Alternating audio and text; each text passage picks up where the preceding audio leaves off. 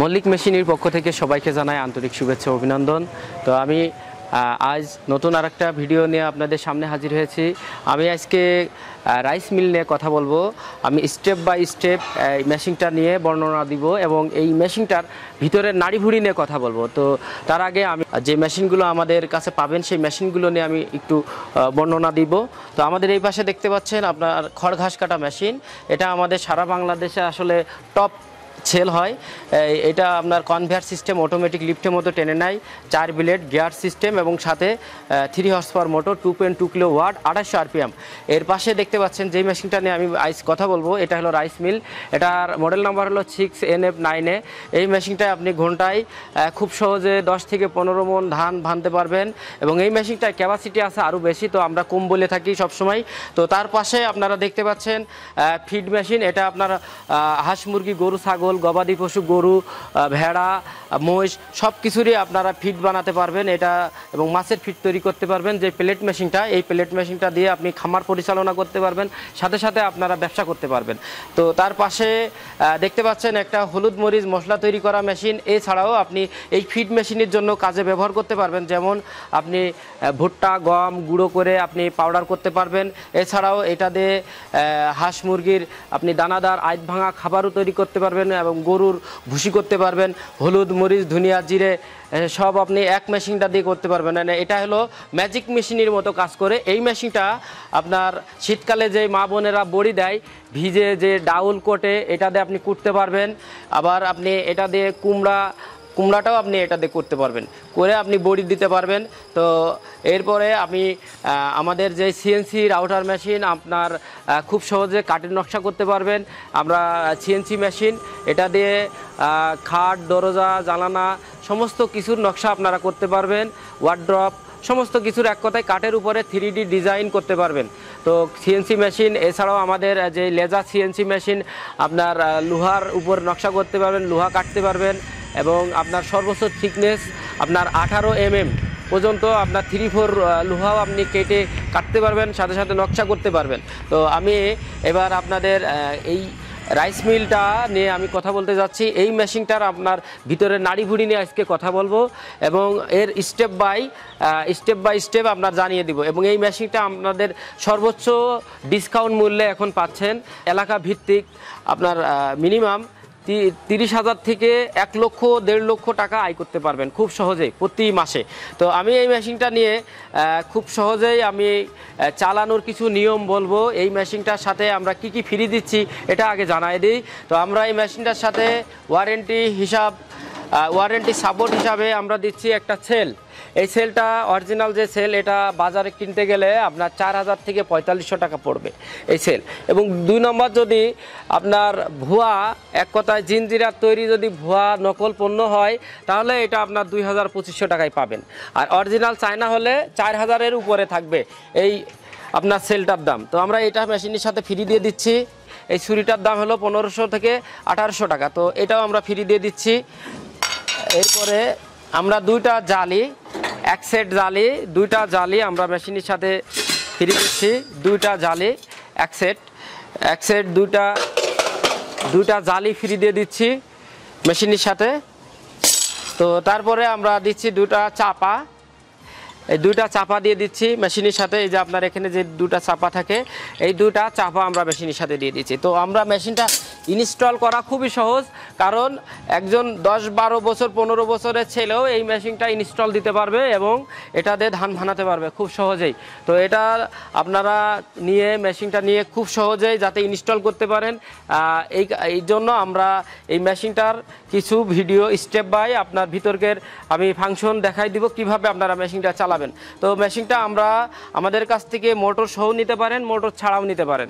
তো মোটর যদি ছাড়া নেন, তো আপনাদের এই পাকের হিসাবটা আমি দিয়ে দিই। উপর মুখে উঠবে, পাকটা উপর মুখে উঠবে, এইভাবে উপর মুখে উঠবে।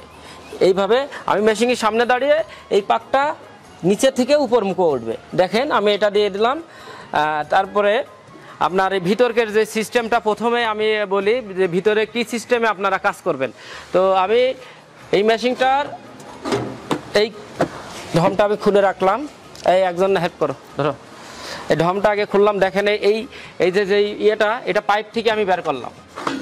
তো তো এটা দেখেন, তো এই যে এইটা হলো এই পাইপটার এই ইসের সাথে থাকবে এটা, যাতে অক্সিজেনটা দুটো একটা গুঁড়ো যদি ওভার আসে আর এর উপরে পাতলা যে গেঞ্জির খুবই মশারির মতো পাতলা গেঞ্জি যাতে অক্সিজেনটা নিতে পারে এখানে দিতে হবে। তাহলে কি হবে, অক্সিজেনটা নিবে এবং যেগুলো আপনার তুষ বা গুঁড়া এটা আবার ভিতরে চলে যাবে মেশিনের ভিতরে। যাই হোক, তো এইবার আমি মেশিনটা খুলবো। প্রথম কাজ হলো আমার মেশিনটা পাক কমিন্ডেছে এটা ঠিক করা। দ্বিতীয় স্টেপে আমি দেখাবো যে মেশিনের ভিতরে ঠিক আছে কি না, এটা খুবই গুরুত্বপূর্ণ। এই ভিতরের যে ছুরিটা, এই যে সেই ছুরি, আমরা এই মেশিনটা আসলে টেস্ট হয়েছিল, এই মেশিনটার এই ছুরি, এই সেলে যে শির আছে একটা ধান পরিমাণ ফাঁকা থাকবে। এই হলো এই সেলে যে শির একটা ধান পরিমাণে ফাঁকা থাকতে হবে এই মাথা থেকে এই মাথা পর্যন্ত আমি একটু বাড়াই দিলাম, ধান পরিমাণ বেশি ফাঁকা ছিল, আমি এটা অ্যাডজাস্ট করে নিলাম। এই যে তার মানে এই মাথা থেকে এই মাথা পর্যন্ত আমার একরকম ফাঁকা থাকতে হবে, ছেলে একরকম ফাঁকা থাকতে হবে। দেখুন আমি ভালো করে দেখাই, একরকম ফাঁকা থাকতে হবে, এই সেলটা একরকম ফাঁকা থাকতে হবে, একরকম। তো এইটা গেল, এটা আমার অ্যাডজাস্ট হয়ে গেল। এইবার আমার পরের স্টেপ হলো আমার এই মেশিনটা দেখি খুব সুন্দরভাবে আবার চাপা লাগায় সেট করে নিতে হবে। ভিতরের কাজ আমার শেষ। তো আমার এটা খুব সুন্দর করে, এবং আপনার প্রত্যেকটা মেশিনে যে নাট প্রথম পর্যায়ে যখন ইনস্টল দেবেন অবশ্যই নাটগুলো আপনি পুনরায় চেক করে নেবেন। আমরা এখান থেকে টাইট করে টেস্ট করে দিই, আর কার্টন অবস্থা নিলে অবশ্যই মেশিনগুলো আপনারা যখন এই সব নাটগুলো আপনারা রেঞ্জ দিয়ে দেখবেন যে টাইট আছে কিনা। তো আমি এটা খুব সুন্দর করে টাইট করে দিলাম। টাইট করে দেওয়ার পরে এইবার আপনার প্রথম কাজ হলো, এইবার হলারে আপনাকে ধান দিতে হবে। তার আগে আমার এটা লাগাইনি, হলারে ধান দেওয়ার আগে আমি এই যে পাইপের যে অংশটা, এই যে গোল পাইপের অংশটা আমি এই পাইপে দিয়ে দিলাম এবং এই অংশটা আমি লাগাই নিলাম। আগে লাগাই নিয়ে আমি এই অংশটা দিয়ে, হ্যাঁ এই যে এখানে একটা আংটা আছে, আংটাটা দিয়ে আপনি খুব সহজেই সুন্দর করে এর সাথে ইয়ে করে দিতে পারবেন, দুমড়িয়ে আপনি হলারের সাথে অ্যাড করে দিতে পারবেন। তো গেল, এইবার আপনি প্রথম স্টেপ কাজ হবে সেটিং করার পরে এখানে হলারে পুরো হলারটা ভরে ধান দেওয়া। আপনার ধান দেওয়ার পরে মেশিনটা স্টার্ট করবেন। আপনার ধান দেওয়ার পরে মোটরটা স্টার্ট করে দিয়ে এখানে একটা চাবি আছে, এই চাবিটা আস্তে আস্তে করে আপনাকে যখন রানিং হয়ে যাবে এই চাবিটা আস্তে আস্তে করে পুরোটা বের করে দিতে হবে। পুরোটা আমি বের করে দিব। বের করে দেওয়ার পরে এই জায়গা আমি চলে আসব। এই জায়গার থেকে ধানের যে কন্ট্রোলটা আমি এখান থেকে দেখতে পারবো, এই জায়গাটা একটু কম বেশি করতে হবে। যদি আপনার চাউলের সাথে ধান আসে তাহলে আমার এখানে পুরো হলারের যে চাপটা পুরো হাউজে থাকতে হবে।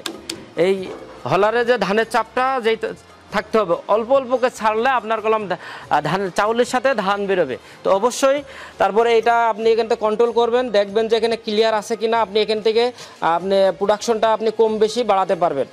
ঠিক আছে, তো এইভাবে আপনারা মেশিনটা চালাবেন। একজন ওয়ার্কারে আপনার মেশিনটা খুব সহজে আপনার চালাতে পারবে। তো এই মেশিনটা জটিল কোনো কিছু না, একজন ম্যান হলে আপনার এই মেশিনটা খুব সহজে আপনার এই প্রতি ঘন্টায় 10 থেকে 15 মণ ধান আপনারা ভানাতে পারবেন।